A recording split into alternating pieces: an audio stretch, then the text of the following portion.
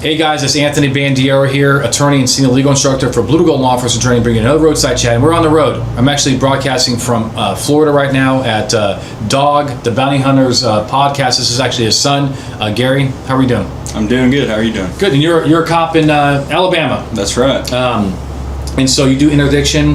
The other way that we met too is that you took the instructor class for Blue to Gold. That's right. So I love it. We're gonna talk about making good case laws. So we have an officer.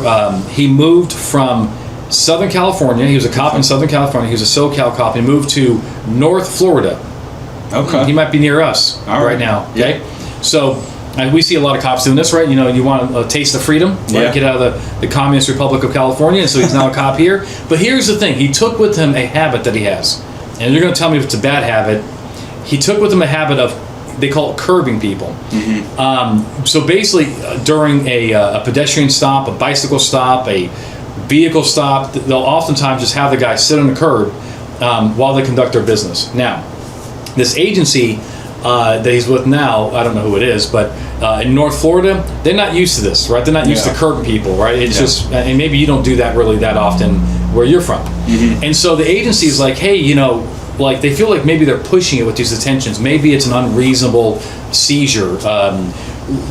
What do you think? You know, he sees it as good officer safety. He sees it as just controlling people. Yeah. I think if you have a detention, so if you've got reasonable suspicion or you've stopped for pedestrian violation, whatever you got, I think as long as, you know, that's what you have and you're asking them to sit down or ordering them, whatever it may be, I think you're good to go in most cases. You know, will it maybe escalate some cases? Probably, maybe. I mean, it just depends. But, you know, if you're ever putting that in your report, it's not just, well, I did it because of officer safety. I would say, I did it because of officer safety because... Right, you know, there was some reason. Yeah, they're more, you know, this position that they're in is a more, I have better control of the subject, or whatever you articulate while you do it, you put in your report or you explain to your command staff. That way they can kind of get what you're doing, because it's like, you know, Blue to Gold says, you know, the days of just saying officer safety are gone. Yeah. And so if you can articulate what you're doing, then I think you're good to go. Yeah, you know, maybe some pre-flight indicators. He's looking around. Mm-hmm. He's looking for a path of escape. He has a history of escaping. Yep.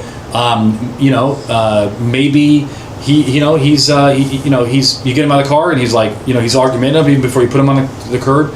And maybe you just want that little, if he is going to run, you have that delay, you know? Yep. There is a case out there that talks about this issue. It's called People versus Marquez. It's out of the state of Colorado, 2008. It's out of their Supreme Court. And one of the issues was that this guy was, so the car was stopped for speeding. Mm-hmm. The driver was arrested for a warrant. They had the passengers come out of the vehicle and they put him on the curb, you know, sat him on the curb. And just one of the things that the passenger said was, hey, you know, have me stay on the curb, and you don't have the authority to do that. We're just passengers. And while the car was searched, something was found and they were charged, right? That's why they're complaining. Yeah. And the court said, look, this is not an unreasonable intrusion, right?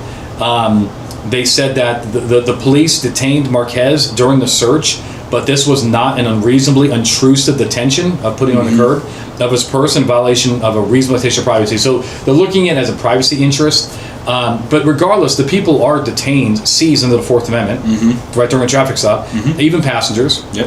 And so the fact that you have them sit on the curb, or you have them go to the front of the push bumper, regardless, you're in control. Yeah. You would agree? I agree. But I do agree with what you said too. You know, it could cause escalation. I'm in a suit if a cop said I'm speeding and a cop says, hey, come out of the car and do me a favor, sit on that curb. Frankly, I'd be kind of pissed. I mean, but also I'm not going to be argumentative. I'm going to be 10 and 2. I'm going to be a yes sir, no sir. I'm going to do exactly what the officer said. But that's going to be like, hey, why are you asking me to do that? I don't want to get dirt on my suit pants. Okay, so that's why when I commit crimes I wear jeans. That's right. Because I'm ready to be curbed. Right. All right. This is again a non-issue. I thought I had another point on this, but I think we'll end off with the whole. You should have a reason. If this is like your manner or routine, there are some places where you're from the South, right? Yeah. It's a different culture down there than going to Southern California. They maybe expect in Southern California they do the whole hands out the door, out the window. Yeah. You don't see that too much in the South. It's a different culture. Yeah. So if you're curbing people in a place that's not used to that, it could cause, just like you said, maybe escalation. All right, guys. Hey, look, that's our answer. I think it's a good question. So again, it's People versus Marquez, 2008 from Colorado is the only case that I found on this very issue. I hope you like what we're doing around here. If you do, like, subscribe, share with your friends, and until next time, my friends, you stay safe.